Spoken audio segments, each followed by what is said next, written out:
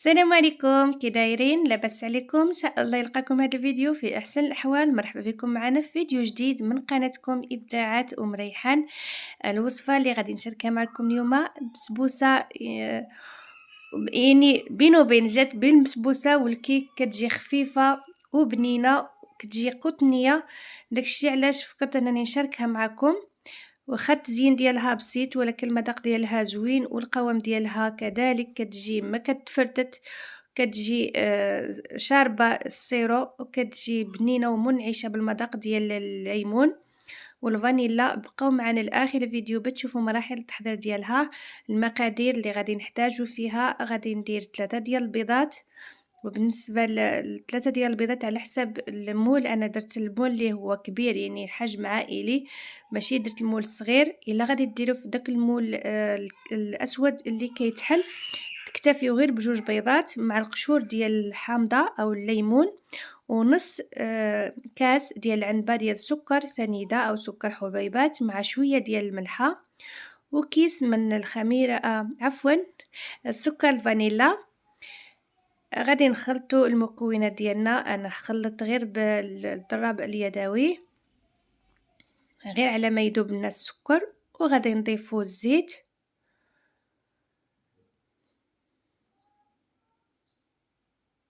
انا عندي السكر عفوا الزيت كاس عامر ديال الزيت.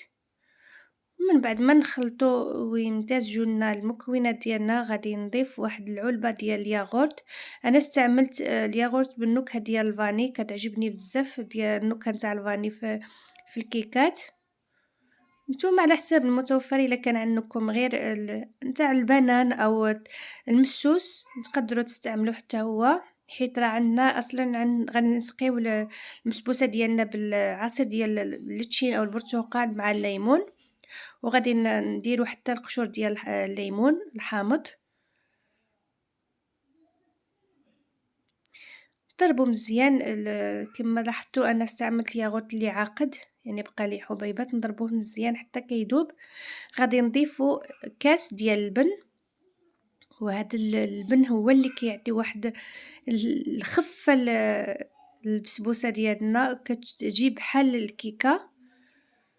نخلطو مزيان صافي. غادي نديرو نص كاس ديال الدقيق، هنايا استعملت نص كاس ديال الدقيق ديال الفورس. نخلطو يعني بالتدريج حتى نخلط مزيان هاد الدقيق. عاد غادي نضيف السميد استعملت السميد يعني متوسط، ولكن غربلته، يعني خديت غير هذاك الرقيق كاع هو اللي استعملت. واذا كان عندكم الفينو استعملوا غير الفينو. درت جوج كيسان، يعني درت الكاس عفوا الاول، وغادي وضفت الكاس الثاني. والخميره خليتها هي التاليه. هنايا انا زدت الكاس الثاني اللي كان عندي ديال السميد. غادي نخلطو مزيان المكونات ديالنا. كما ذكرت لكم ضفت جوج اكياس من الخميره ديال الحلويات من وزن 14، يعني بيناتهم 14 غرام.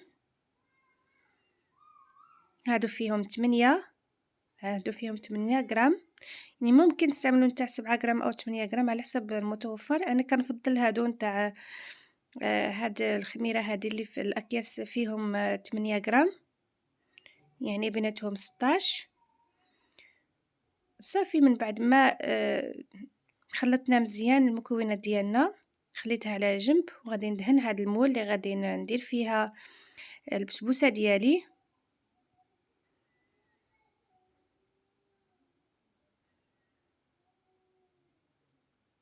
وغادي ندير قطرات ديال الليمون في الاخير. غادي نحيد هاد العلفه. كما قلت لكم اخواتي، الا كنتو غادي ديروا يعني غير المول عندكم غير صغير، اكتفيوا غير بجوج بيضات. انا هاد المول اللي عندي كبير، داكشي علاش درت 3 ديال البيضات.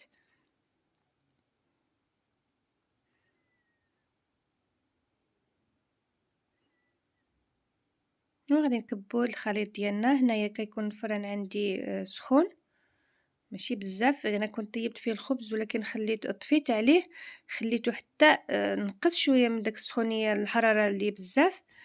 عاد دخلتها. وهاد حيت انا عندي هاد المول اللي راه رقيق درتو في المقلة ديال المسمن اللي كنديرو فيه المسمن، يعني هاد المول وحطيته في المول ديال المسمن. صافي خليت البسبوسة ديالي طيب.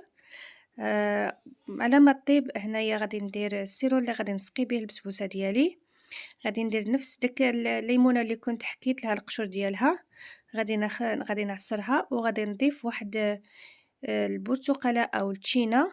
درت 2 التشينات عفوا، يعني السيرو عطاني درت 2 التشينات مع ليمونة، عطاني كاس ونص. وانا غادي ندير 2 كيسان مع نص كاس ديال السكر، هما اللي غادي نسقيو بهم البسبوسه ديالنا من بعد ما كطيب. نتوما كتلاحظوا غادي نعبر بالكاس. هنايا عطاتني كاس وربع، غادي نزيد نكمل بالماء. درت يعني بين الكاس الاول والكاس الثاني درت فيه كاس الا ربع نتاع الماء مع ربع الكاس ديال العصير. يعني داكشي كيبقى على حساب المتوفر كل واحد. الا بغيتو تسقيوها بالعصير ديال البرتقال من الافضل اذا كان متوفر، والا ما كانش ديروا النص نتاع التين او العصير ديال البرتقال مع نص مع كاس اخر ديال الماء. من بعد ما نطيبوا السيرو ديالنا وكنخليوه يبرد والبسبوسه ديالنا كطيب، كما لاحظتوا انني ضفت حتى واحد الكيس من سكر الفانيلا في السيرو باش نسمنها مزيان. من بعد ما طابت انا خدات لي 35 دقيقه بالضبط في الفران وتحمرت وحيدتها.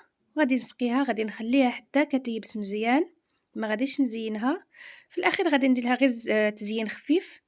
درت غير الكوك. انا كنفضل كيعجبني بزاف المذاق ديال الكوك مع المذاق ديال الفانيلا والليمون، كيجي زوين بزاف. نتوما التزيين كيبقى اختياري، تقدروا تزينوا بالبيستاشي الا كانت متوفره او باللوز ايفيلي اللي كيكون متوفر ممكن تزينوا به. المهم هو المذاق ديال البسبوسه ديالنا كي كيجي والخفه ديالها كتجي الصراحه كتجي بنينه بزاف وخفيفه. كنصحكم تجربوها واكيد غادي تعجب لكم ان شاء الله. نتوما كتلاحظوا كيف كتجي من داخل، كتجي بحال الكيكه. وإلا عجبكم الفيديو ما تنسوناش من شي تعليق يكون زوين والضغط على زر الاعجاب باش كتشجيع باش نستمروا في القناة ان شاء الله ونقدموا لكم الجديد ونشاركوا معكم داكشي اللي كيعجبني وكينجح معايا كنبغي نشاركه معكم. وبصحة وراحة الى وصفات اخرى ان شاء الله.